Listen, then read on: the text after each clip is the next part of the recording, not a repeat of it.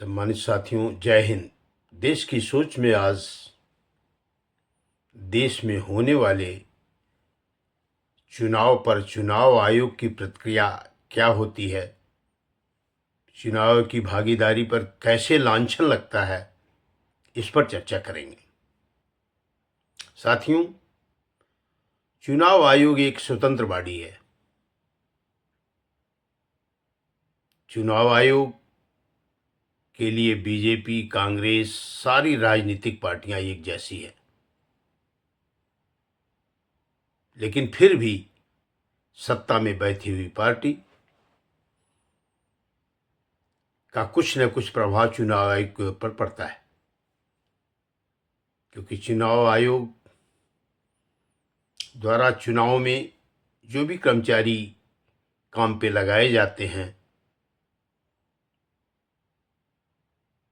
वह कर्मचारी किसी न किसी केंद्रीय कर्मचारी या स्टेट कर्मचारी होते हैं। इवन जिला निर्वाचन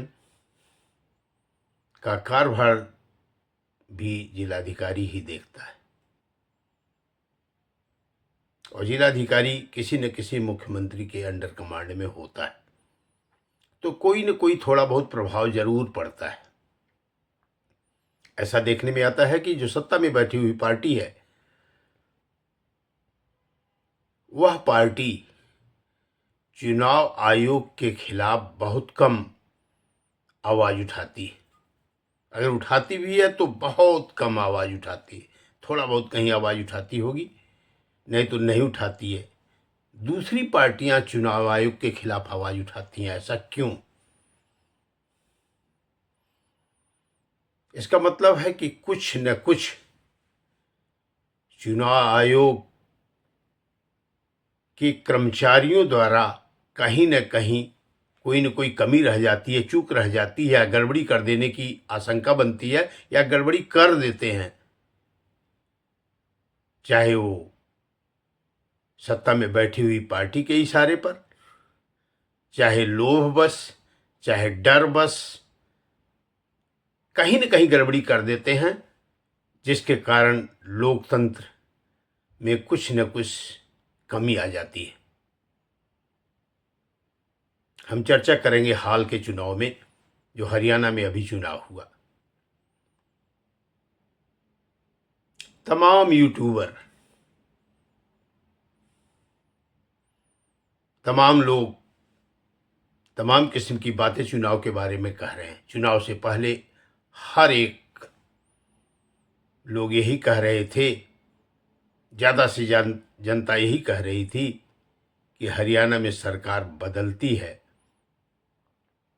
और इस बार कांग्रेस बहुमत से आएगी। बीजेपी को जनता लाइक नहीं कर रही, पसंद नहीं कर रही, ऐसा लोग कहते थे। मतलब ज़्यादातर लोग कहते थे, तकरीबन 80% हरियाणा के लोग यही कहते थे। लेकिन राजनीतिकार, राजनीति के विशेषज्ञ, राजनीति के गणित के ज्ञाता लोग भी यही कह दिए थे कि कांग्रेस इस बार आएगी। लेकिन फिर भी बीजेपी ने ऐसी रणनीति बनाई कि कांग्रेस को चित कर दिया और बहुमत में आ गई। जाहिर है कि जब कोई पार्टी जिसको पूरा प्रदेश यह कहता हो कि यही आएगी, मीडिया कहती हो कि यही आएगी, जन जन से आवाज़ होता यही आएगी, यूट्यूब ज़्यादातर 80% कह रहा यही आएगी, तो उसको शक हो जाता है कि हम क्यों हारे। फिर हार की खोज करता है। जब वो खोज करता है तो उसका ठीकरा चुनाव आयोग के ऊपर फोड़ता है। तो चुनाव आयोग को सतर्क रहने की जरूरत है, लेकिन चुनाव आयोग सतर्क नहीं होता। जिसे सतर्क होने की जरूरत है वह सतर्क नहीं होता, तो इसका मतलब उसके अंदर कुछ न कुछ कमी है, दाल में काला है। अब दाल में कोई काला है, कोई तिल है, उस तिल को ढूंढ पाएगा कि नहीं कोई? यह भी एक बड़ा जबरदस्त खेल है। आप देखिए, कांग्रेस कहती है कि बैटरी, जिन जिन ईवीएम की बैटरी लगभग ज्यादा चार्ज थी, 90 से अधिक चार्ज थी, उन उन जगहों पर बीजेपी ने बढ़त बनाई।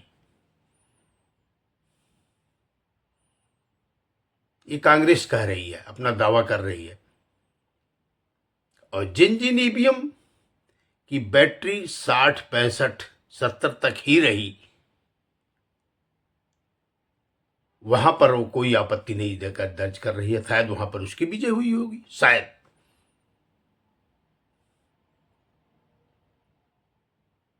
यह भी थोड़ा सा अंदाजा लग रहा है, लॉजिक पॉइंट हो रहा है कि अगर कोई यूज होगा कहीं कोई इलेक्ट्रॉनिक, तो उसकी बैटरी जरूर थोड़ा बहुत खर्च होगी। इसका मतलब चुनाव आयोग शक के दायरे में आ रहा है।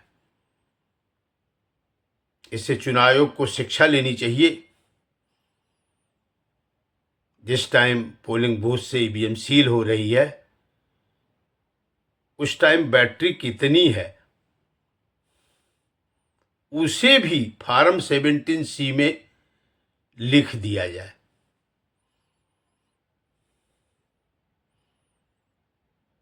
और फॉर्म 17C को जिस तरीके से तुरंत डिजिटल अपने वेबसाइट पर अपलोड करते हैं, वो भी उसमें अपलोड हो जाएगा। ये कहने के लिए नहीं रहेगा इसकी बैटरी कम हो गई, इसकी बैटरी ज़्यादा हो गई। एक्चुअल में बात भी सत्य है। कोई भी डिवाइस है, कोई भी मोबाइल है, जब यूज होता है, जब पूरा दिन यूज हुई होगी, तो उसका 99% या 98% रहने का मतलब नहीं है। 10% तो जरूर, 20% तो जरूर घटेगा, 70% के लगभग ही रहेगी, उससे नीचे ही आएगी। तो एक चुनाव आयोग के ऊपर एक शक का दायरा है। अब चुनाव आयोग तो अकेले तो काम करता नहीं, उसकी एक टीम है। टीम में अच्छे भी आदमी होते हैं, टीम में बुरे भी आदमी होते हैं। लेकिन बुरे को खोज निकालना ही अच्छे लीडर का काम है।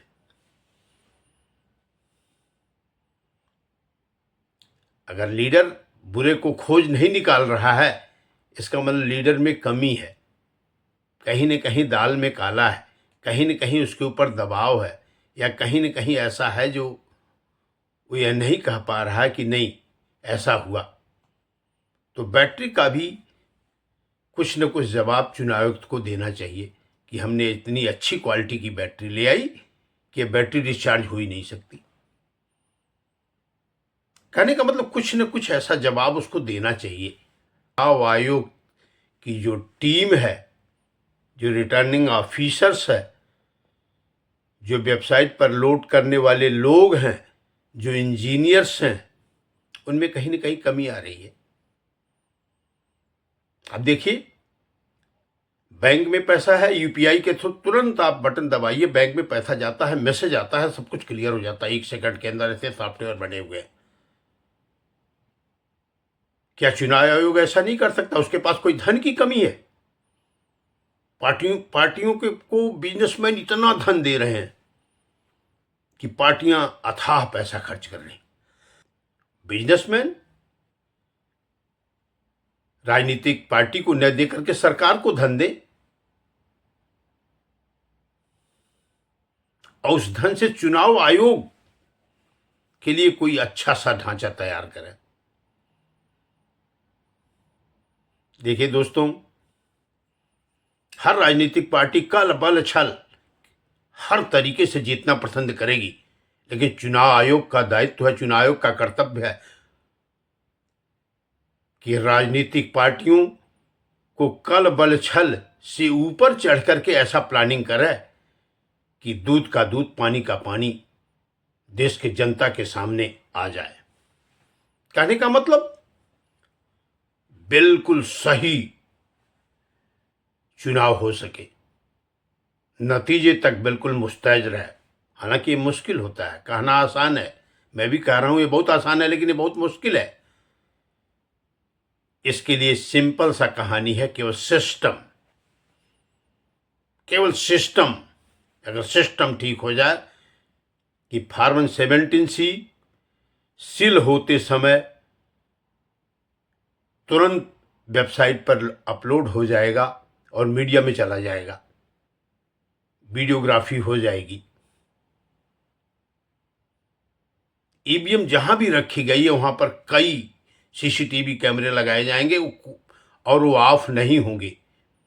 एक भी ऑफ होगा तो उसका रीजन बताया जाएगा। फार्म 17C में एक कॉलम बनाया जाए जिस कॉलम में बैटरी का भी कॉलम हो, ताकि हो कि उतने दिन रखने पर थोड़ी सी बैटरी कम हुई होगी। ज्यादा तो हो ही नहीं सकती कभी बैटरी, ज्यादा तो छेड़खानी के बाद ही होगी। तो चुनाव आयोग को बड़ा सख्त होना पड़ेगा, बहुत डिजिटल होना पड़ेगा, बहुत जबरदस्त प्लानिंग करनी पड़ेगी और देश के लिए मर मिटने के लिए उसे तैयार होना पड़ेगा। उसकी सच्ची सेवा वही है, एक चुनाव आयुक्त की सच्ची सेवा वही है, एक रिटर्निंग ऑफिसर की सच्ची सेवा वही है, या चुनाव में लगे हुए जितने भी अधिकारी उनकी सच्ची सेवा वही है कि निष्पक्ष चुनाव कराएं और जनता की आवाज का 1 सेकंड में जवाब दें। और इसका सिंपल सा जवाब है सिस्टम। सिस्टम ठीक है तो सब कुछ ठीक है। एक एग्जाम्पल बता दे रहे हैं आपको। आप कभी आइए यूपी में जाइए तो आप पेट्रोल पंप पर पेट्रोल भराएं और हमारे यहाँ का पेट्रोल भराएं, दोनों में अंतर है। हमारे यहाँ लोग लांछन लगाते हैं, तेल कम दिया कम दिया, वो दवा दिया कम हो गया, ऐसा लांछन लगाते हैं पेट्रोल पंप वाले को। और यहाँ उस लांछन लगाने के लिए वो स्वयं बटन दबा के पैसा भर रहा है, स्वयं भर रहा है, तो उसको लांछन लगाने की जगह ही नहीं रह गई। जहां पर स्वयं बटन दबाएगा, जितने पैसे का स्वयं पेट्रोल डालेगा, तो वह लांछन नहीं लगा पाएगा। ऐसा मैं कहीं देखा तो मैं आपके सामने प्रस्तुत कर दिया। उसी तरीके से चुनाव आयोग को भी लोगों को कहने का मौका नहीं देना है। कहीं न कहीं उसकी कमी है, या कहीं न कहीं थोड़ा सा वो धांधलेबाजी में लिप्त है कि लोग कह रहे हैं। हालांकि जनता तो कहेगी, वैसे भी कह देगी धांधलेबाजी हम नहीं भी पकड़ पा रहे हैं, तो उसका कोई नहीं मानेगा। लेकिन उसका ठोस जवाब जहां नहीं दे पा रहा है, उसका चुनाव आयोग की कमी मानी जाएगी। तो सम्मानित साथियों, हम सब समाज सेवी, हम सब लीडरों का भी कर्तव्य है कि हम लोग जागरूक हों और सरकार के ऊपर दबाव डालें कि चुनाव आयोग के लिए ऐसा सिस्टम बनाया जाए कि उसकी पल पल की मॉनिटरिंग हो, उसकी पल पल की खबर हो। बेशक चुनाव में 1 करोड़, 1 लाख, 2 लाख, कुछ ज्यादा धन खर्च होना पड़े, ताकि जनता सही चुने, अच्छा चुने, अपने हित में चुने और सुखमय रह सके। अंत में मैं यही कहूँगा, हरियाणा का चुनाव बहुत ही चौंकाने वाला चुनाव है, क्योंकि एग्जिट पोल, हालांकि एग्जिट पोल कहीं सही नहीं होता, लेकिन जब सारे एग्जिट पोल, सारी जनता, सारे यूट्यूबर तकरीबन 90% बोलते हैं, तो बहुत ज़्यादा मार्जिन नहीं होना चाहिए था। अगर वही बीजेपी और कांग्रेस लगभग लगभग बराबर में आ जाती, 1-2 सीट का अंतर होता, तब भी मान लिया जाता। हम तो कहेंगे कि कोई गलती नहीं है, यह एक अच्छी रणनीति बीजेपी ने किया कि कांग्रेस को पछाड़ दिया। लेकिन नहीं, अगर चुनाव आयोग की गलती पाई जा रही है तो वहां पर यह दिखता है कि कहीं कुछ न कुछ गड़बड़ी हो सकती है या हो की गई होगी। मैं तो कहूंगा चुनाव आयोग कांग्रेस की हर बात का ठोस जवाब दे, तथ्यों के साथ जवाब दे और देश के पास सामने रखे, ताकि किसी राजनीतिक पार्टी की हिम्मत न पड़े चुनाव आयोग के ऊपर कोई भी लांछन लगा सके। साथियों, हम सबको भी जागरूक होना पड़ेगा, हम सबको भी आवाज उठानी पड़ेगी, हम सबको भी अपना सही नेता चुनना पड़ेगा। अगर चुनते समय चुनाव आयोग की गलती से गलत चुन लिया गया, ये भी गलत है, लेकिन हम चुनाव आयोग के ऊपर लांछन तभी लगाएंगे जब हमारे पास साक्ष्य होगा, हमारे पास सबूत होगा। और उस सबूत के जवाब देने में अगर चुनाव आयोग नाकाम होगा तभी ये मानी जाएगी कि चुनाव आयोग की गलती है। सदियों से गलतियां होती आई है, लेकिन जहां पे साक्ष्य नहीं होता उस गलती को कोई नहीं मानता। तो जो भी एजेंट चुनाव के लिए डिटेल हो, चाहे वो चुनाव के दौरान में मत देते समय डिटेल हो, चाहे मतगणना में डिटेल हो, उन्हें बहुत सतर्क रहने की जरूरत है। काउंटिंग क्यों रोकी गई, फुल डिटेल लेने की जरूरत है। अमूमन ये भी देखने में आता है जहां जहां काउंटिंग रोकी जाती है, धीमी की जाती है, वहां वहां सत्ता पक्ष का आदमी जीतने लगता है। मैं नहीं कहूंगा कि 100% सत्ता पक्ष का ही आदमी जीतता है, लेकिन 60% निश्चित यह देखने में आया है कि सत्ता पक्ष का ही आदमी जीतता है, जहां जहां ढीला हुआ। और जहां जहां विपक्ष मजबूत थे, उनके एजेंट मजबूत रहते हैं, उन जानकार रहते हैं, उनको तृण तृण की जानकारी होती है, तृण तृण की खबर लीडर को देते हैं, वहां पर देरी होने पर भी कुछ गड़बड़ी नहीं कर पाता रिटर्निंग ऑफिसर, या कोई गड़बड़ी नहीं कर पाता। तो मैं यह भी मॉनिटर होना चाहिए कि किस किस जगह पर कब कब ईवीएम लेट आई, क्यों लेट आई। इसका भी एक सिंपल सा फंडा है कि एक विधानसभा के सारे ईवीएम इकट्ठे जहां पर काउंटिंग हो रही है रख दिए जाए, वहीं से उठाया जाए, वहीं से काउंटिंग हो। लेट होने का कोई मतलब ही नहीं, धांधलेबाजी का कोई मतलब ही नहीं। लोग लाने में लेट कर देते हैं, कोई न कोई प्रॉब्लम लेट कर देते हैं, जब देखते हैं कि हमारा जिसको चाहता है वो पीछे हो रहा है। ऐसा हो सकता है, मैं अंदाजा लगा रहा हूं, ऐसा हुआ भी है, हमने देखा है, हमने पार्टिसिपेशन किया है।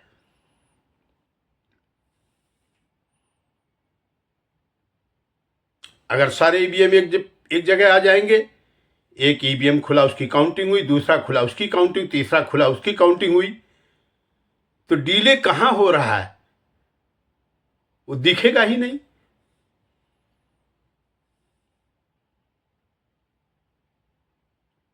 वीडियो काफी लंबी हो गई,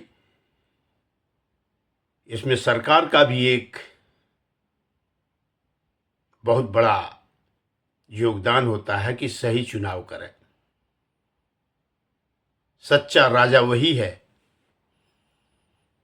जो जनता की आवाज पर खरे उतरे। चुनाव एक प्रक्रिया है कि राजा चुनना है और वो राजा राज करेगा और जनता की सेवा करेगा, जनता के सुख दुख को देखते हुए योजना बनाएगा ताकि देश की जनता सुखमय रहे, राममय रहे। अंत में मैं यही चाहूँगा चुनाव आयोग से कि चुनाव आयोग छोटी छोटी चीज़ों पर ध्यान दे, उसकी डिटेल प्लानिंग करे, डिजिटल उपयोग करे, देरी नाम का शब्द अपने डायरी से हटा दे। आप सोचिए, 1 सेकंड में यहाँ पर आदमी है, 1 सेकंड में कहीं पर मैसेज जा रहा है, तो आप क्यों देरी? आपके पास तो इंजीनियर हैं, आपके पास पूरा संसाधन है, फिर भी आप किसी चीज़ में देरी करते हो, बोलते हो कि देरी हो रहा है, हम अपलोड नहीं कर पा रहे हैं। क्यों नहीं अपलोड हो रहा भाई? इसका मतलब, अपलोड न होने का मतलब जनता समझेगी कि आप वहां कहीं ना कहीं हेरा फेरी कर रहे हो। इसलिए टाइमली आप अपलोड कीजिए। अगर लेट होता है तो उसको भी मीडिया में दे दीजिए, इस कारण से लेट हो रहा है, और हम सील करके उसको रख दिए। इन्हीं शब्दों के साथ मैं अपनी वाणी को विराम देता हूं और आशा करता हूं कि चुनाव आयोग अपने कार्यकलापों में कुछ न कुछ बदलाव लाएगा, ताकि राजनीतिक पार्टियां कम से कम लांछन चुनाव आयोग के ऊपर लगा सकें। अगर साथियों ये वीडियो आपको पसंद आई तो ज़रूर लाइक कीजिए, सब्सक्राइब कीजिए और घंटी बजा दीजिए, ताकि